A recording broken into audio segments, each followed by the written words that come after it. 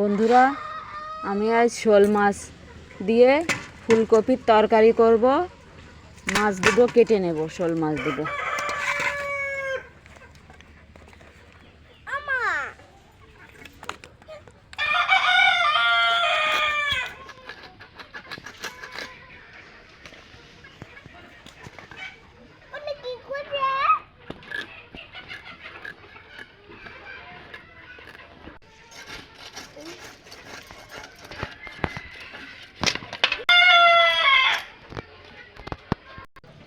মাছ কেটে নিয়েছি, এবার ধুয়ে নেব। আমি মাছগুলো কেটে ধুয়ে নিয়েছি, এবার কড়াইতে দিয়ে দেব তেল মাছটা ভাজার জন্য। মাছে দিয়ে দেব লবণ, হলুদ দিয়ে দেবো, হলুদ দিয়ে দেবো, এবার লবণ দিয়ে দেব। হলুদ লবণটা নাড়িয়ে চাড়িয়ে মাখিয়ে নেব। খাবো। তেলটা গরম হয়ে গেছে, এবার মাছগুলো ভেজে নেব।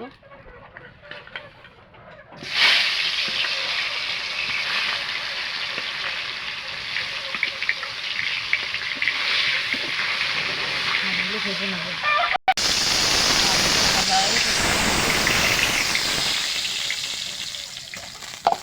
এই মাছগুলো ভেজে নেব।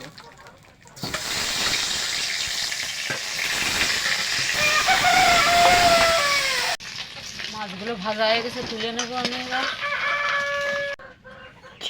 আমি শোল মাছ দিয়ে ফুলকপির তরকারি করব।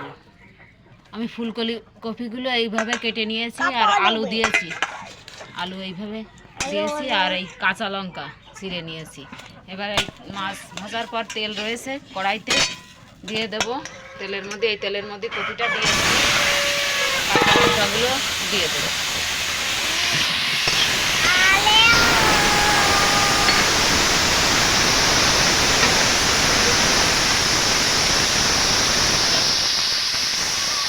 লবণ, স্বাদ মতো লবণ দিয়ে দেবো। আমি ভালো করে ভেজে নেব। ফুলকপিটা কিছু সময় ভেজে নিয়েছি, এবার গরম জল দিয়ে দেবো। পরিমাণ মতো জল দিয়ে দিয়েছি, এবার এটা ঢেকে ঢেকে রান্না করব আমি। ঢাকনা খুলে একটু নাড়িয়ে দেবো তরকারিটা।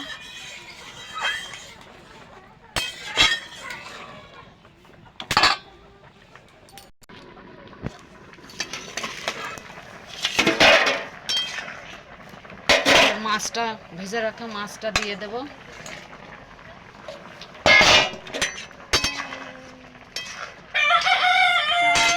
এবার কড়াইটা নামিয়ে নেব তরকারি।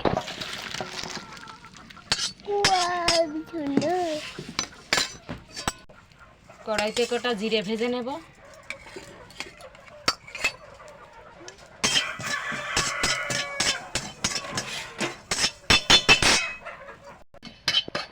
জিরে কটা পুড়া পুড়া করে ভেজে নিয়েছি, তুলে নেব।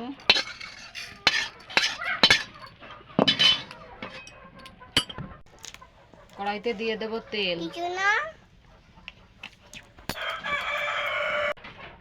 তেলটা গরম হয়ে গেছে, কটা জিরে ফোড়ন দিয়ে দেব।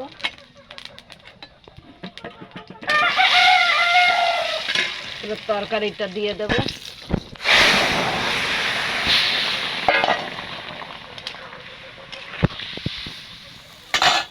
আমি এই ভেজে রাখা জিরেটা এবার বেটে নেব। তরকারিটা একটু নাড়িয়ে দেব। এবার এই ভেজে রাখা মশলাটা দিয়ে দেব। বেটে নিয়ে আসছি জিরের গুঁড়ো, আমি এটা তরকারির মধ্যে দিয়ে দেব।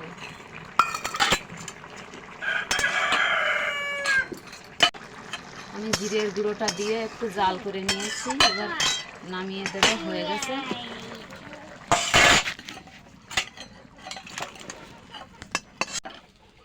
আমার ফুলকপির তরকারি হয়ে গেছে।